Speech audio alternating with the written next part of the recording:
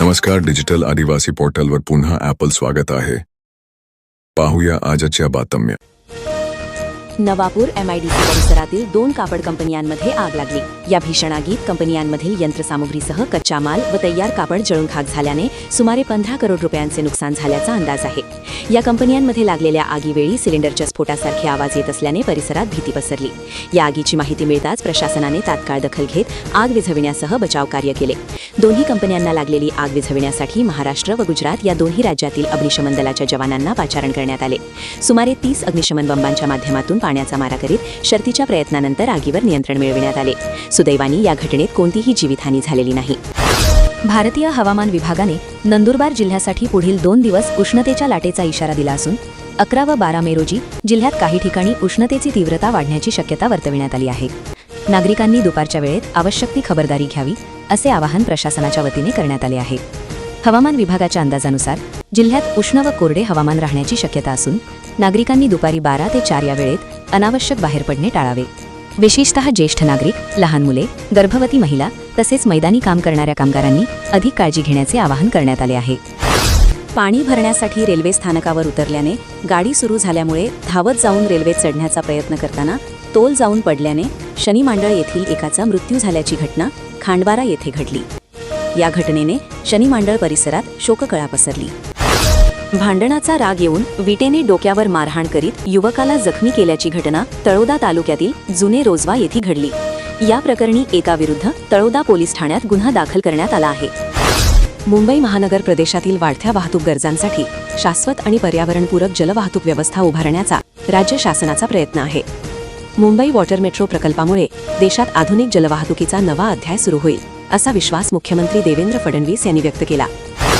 तोंडाला अँगल लागल्याच्या रागातून फायटरने मारहाण करीत युवकाला जखमी केल्याची घटना शहादा येथे घडली. या प्रकरणी पोलीस ठाण्यात गुन्हा दाखल करण्यात आला आहे. मध्य पूर्वेतील पश्चिम आशिया वाढत्या संघर्षाचे पडसाद संपूर्ण जगभरात उमटत असताना भारत सरकारने संभाव्य धोके ओळखून अत्यंत सावधगिरीची पावले उचलण्यास सुरुवात केली आहे. देशांतर्गत परिस्थिती आणि पुरवठा साखळी स्थिर ठेवण्यासाठी संरक्षण मंत्री राजनाथ सिंग यांच्या नेतृत्वाखाली सोमवारी एका अनौपचारिक अधिकारप्राप्त मंत्री गटाची एक अत्यंत महत्त्वाची बैठक पार पडली. सुमारे 1.5 तास सखोल चर्चा झालेल्या या बैठकीत प्रामुख्याने देशाची ऊर्जा सुरक्षा आणि सर्वसामान्यांसाठी आवश्यक असलेल्या जीवनावश्यक वस्तूंच्या उपलब्धतेवर लक्ष केंद्रित करण्यात आले. या उच्चस्तरीय बैठकीला केंद्रीय आरोग्य व रसायन खते मंत्री JP नड्डा, पेट्रोलियम व नैसर्गिक वायू मंत्री हरदीप सिंग पुरी आणि संसदीय कामकाज मंत्री किरेन रिजिजू यांच्यासह सरकारमधील अनेक महत्त्वाचे मंत्री उपस्थित होते.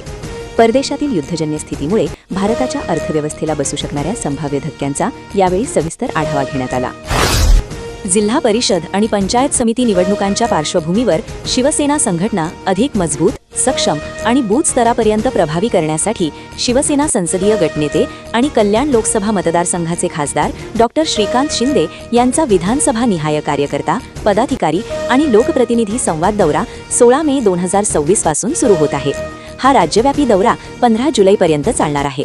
या तब्बल 2 महिन्यांच्या दौऱ्यात खासदार डॉक्टर श्रीकांत शिंदे राज्यातील 22 जिल्हे आणि 100हून अधिक विधानसभा मतदारसंघ पिंजून काढतील. नंदुरबार तालुक्यातील कोळदा येथील कृषी विज्ञान केंद्रात जैविक निविष्ठा उत्पादन केंद्रावर प्रशिक्षण कार्यक्रम घेण्यात आला. यावेळी नैसर्गिक शेतीविषयी मार्गदर्शन करण्यात आले. कृषी विभाग, आत्मा व डॉक्टर हेडगेवार सेवा समिती कृषी विज्ञान केंद्र यांच्या विद्यमाने 1 दिवसीय प्रशिक्षण घेण्यात आले. नंदुरबार येथील नंदुरबार एज्युकेशन सोसायटी संचलित श्रीमती दुर्गाबाई रघुवंशी हायस्कूलचा 10वीच्या परीक्षेत 97.89% निकाल लागला आहे.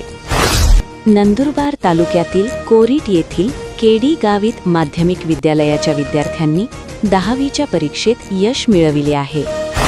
पंतप्रधान नरेंद्र मोदी यांच्या कर्नाटक दौऱ्यादरम्यान आज एक मोठी खळबळजनक घटना समोर आली आहे. बंगळुरूमध्ये पंतप्रधानांचा कार्यक्रम ज्या ठिकाणी होणार होता त्या ठिकाणापासून अवघ्या काही अंतरावर स्फोटके सापडल्याने सुरक्षा यंत्रणांची मोठी धावपळ उडाली. नंदुरबार जिल्ह्यातील पेसा क्षेत्रात कार्यरत प्राथमिक शिक्षकांना बहुप्रतीक्षित अतिरिक्त वेतन श्रेणी S14चा लाभ अखेर मंजूर करण्यात आला आहे. नंदुरबार जिपचे मुख्य कार्यकारी अधिकारी यांनी या संदर्भातील सुधारित आदेश निर्गमित केला आहे. यासाठी शिक्षक परिषदेने केलेल्या पाठपुराव्याला यश आले आहे. अक्कलकुवा तालुक्यातील बर्डी परिसरातील एका तरुण दाम्पत्याने अज्ञात कारणावरून वन विभागाच्या क्षेत्रात पळसाच्या झाडाला गळफास घेऊन आपली जीवनयात्रा संपवल्याची धक्कादायक घटना समोर आली आहे. गेल्या काही दिवसांपासून हे दाम्पत्य बेपत्ता होते. अखेर रविवारी सकाळी त्यांचे मृतदेह आढळून आल्याने परिसरात मोठी खळबळ उडाली आहे. आजच्या युवकांनी चुकीच्या गोष्टींना बळी न पडता अभ्यासाला महत्त्व दिले पाहिजे.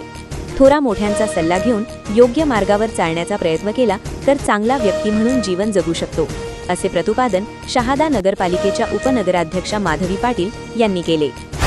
नंदुरबार शहरातील वाहतूक व्यवस्था सुरळीत व्हावी यासाठी नवीन सर्वे करून एकेरी मार्ग समिती गठीत करावी, तसेच वाहतुकीला शिस्त लावावी अशी मागणी प्रवासी संघटनेचे अध्यक्ष गजेंद्र शिंपी यांनी केली आहे. यावेळी वाहतुकी संदर्भात माहिती घेतली असून सुरळीत करण्यासाठी उपाययोजना करण्याचे आश्वासन पोलीस अधीक्षकांनी दिले.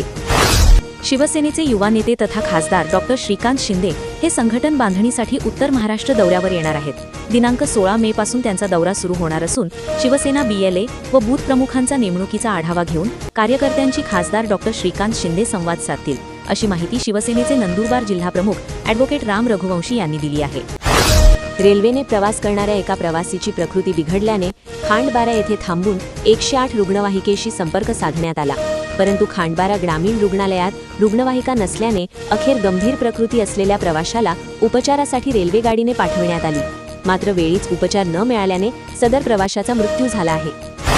मोठमोठ्याने आरडाओरड करीत आपसात भांडण करून हाणामारी करणाऱ्या 4 जणांविरुद्ध नवापूर पोलीस ठाण्यात गुन्हा दाखल करण्यात आला आहे. विरुद्ध दिशेला गाडी वळविल्याने टँकरवर मागून दुचाकी धडकून झालेल्या अपघातात 2 जण जखमी झाल्याची घटना सारंगखेडा येथे घडली. अशाच नवनवीन बातमीसाठी आपल्या YouTube चॅनल डिजिटल आदिवासी पोर्टलला सबस्क्राईब करून घ्या.